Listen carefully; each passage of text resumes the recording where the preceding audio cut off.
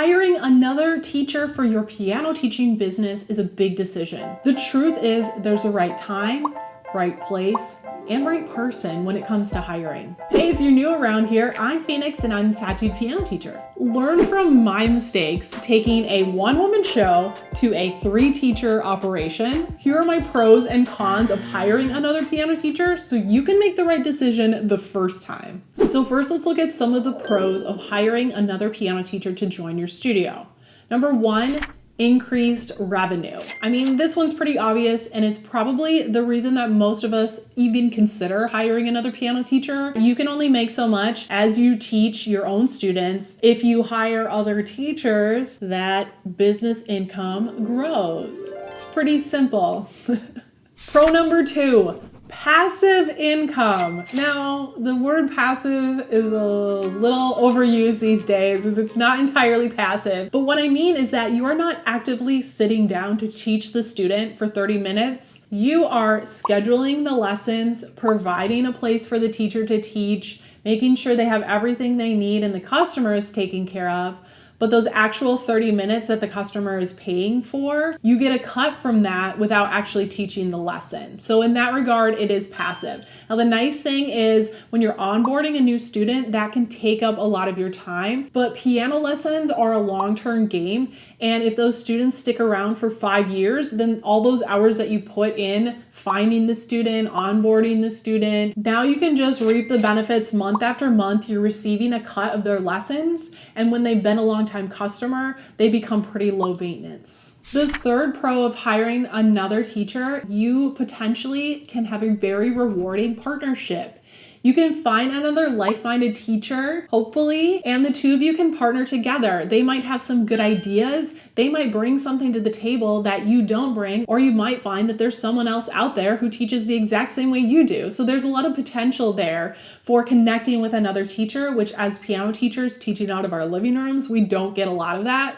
So it's really great to be able to have someone to bounce off ideas and ask questions of each other, and you can almost kind of be each other's mentors too. In addition to that, by having a bigger studio, you can do more events. So if you have a recital, it'll be a little more robust and a lot more options. You can offer camps that maybe you teach, and now your other teachers, students can join in that too, and that will raise your income and it will make things a little more exciting to have more people there as well. Pro number 4 is you're expanding your reach. So I'm sure that your goal as a piano teacher is not just monetary. I'm sure that you have a genuine desire to help your community and to help kids and adults fall in love with the piano. And you can only teach so many students yourself. So by expanding your business, you're also expanding your reach. If you can find a like-minded, really good quality teacher to come on board with you, then that is, 20 more students in your community that you're reaching with the good news of music for life. Pro number 5 is that you're paving the way to your goals.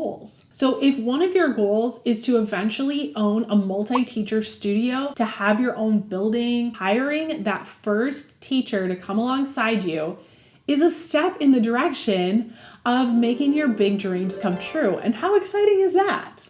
All right, I don't know about you, but I'm feeling really excited about this hiring process, but we do have to talk about the cons as well, because here's where I didn't think so much about these. I was just a glass half full thinker when I first thought about hiring. Before I get to the cons of hiring another teacher, this is part 1 in a 5-part series all about hiring for your studio. So if this interests you, then be sure to like this video and subscribe so that I know that this kind of content interests my audience. All right, so the cons of hiring another piano teacher to join your studio. Con number 1 is it is more work. If your teacher adds 10 students to your studio, that's 10 more families that you need to service.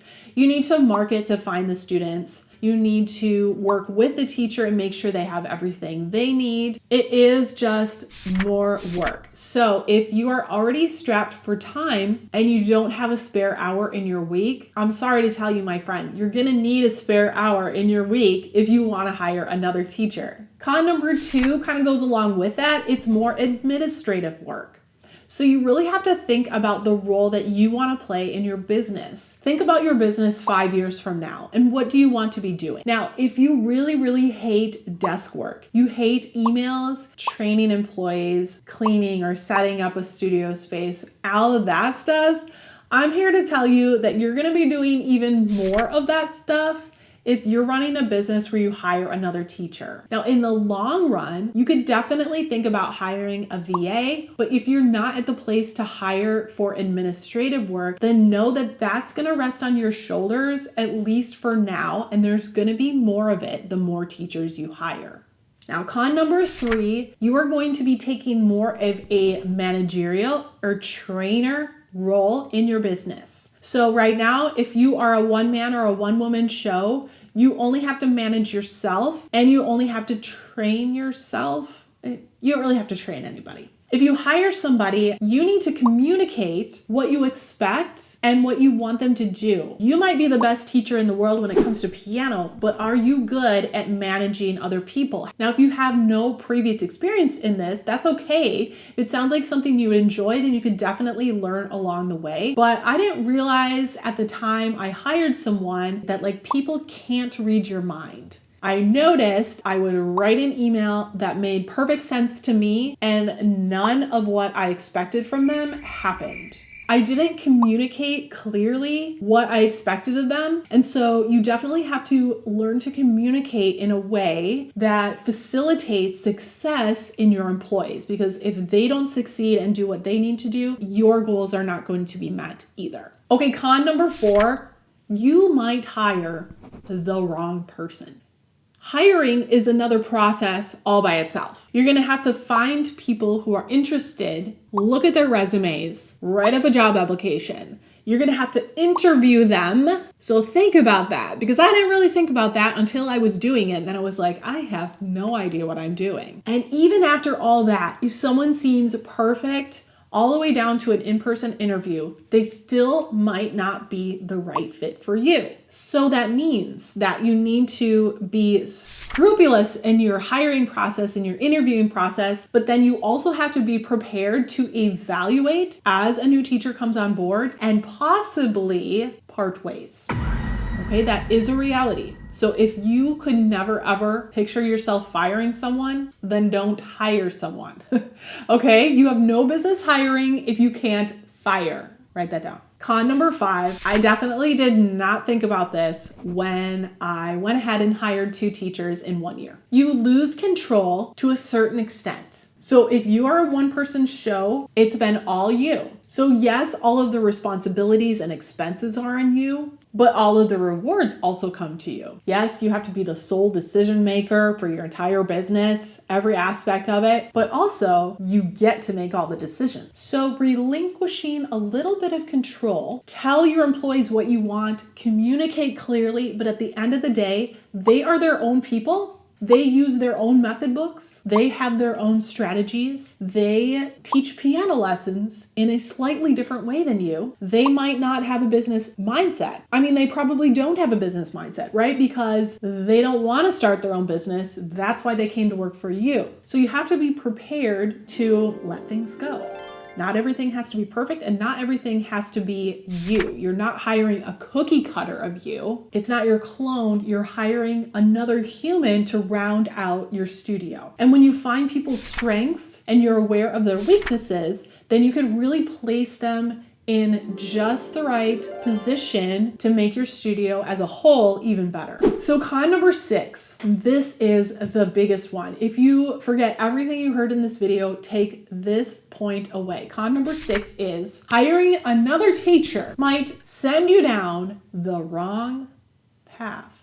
Okay, so I want you to think about this. Ultimately, where do you want to be? Do you want to own a big studio with lots of teachers where you just kind of sit back and let it roll? You've got a manager, you've got a building, you've got people doing everything. Is that really what you want? If so, then go for it. But really think about what that means. Having 5 teachers on board, having to handle different types of instruments, not just piano, having to maintain instruments, maintain a building, landscaping, utilities. Is that what you want? Do you want to go big? Because there's a lot that comes with that. Or really ask yourself, are you happy to just be you in your living room, in the quietness of your own home, not having anyone else come into your home and leave things where they shouldn't be leaving them, and forget to turn the lights off and forget to lock the door, and you and your 20 little students, just a happy family, and you get what you need from that experience? Or is it somewhere in between? So just want you to really be honest with yourself, because I had big dreams, and then once I started to work towards those dreams, I scaled back because I realized that some of the aspects of those big dreams were not actually things I wanted. And it's okay to change your mind. It's okay to take a few steps down the wrong path, but don't go all the way without evaluating where you're at and where you want to be. All right, so if you are not already subscribed to my email list, hit the link in the description or the link in the pinned comment to subscribe to my email list so that you don't miss any of these upcoming videos on hiring. So I'm going to be doing a 5-part series. So keep watching for part 2, which is, okay, you've decided to hire. When do you hire? Is now the time? Should you wait? All of that good stuff. So I will see you there. Let's do this together.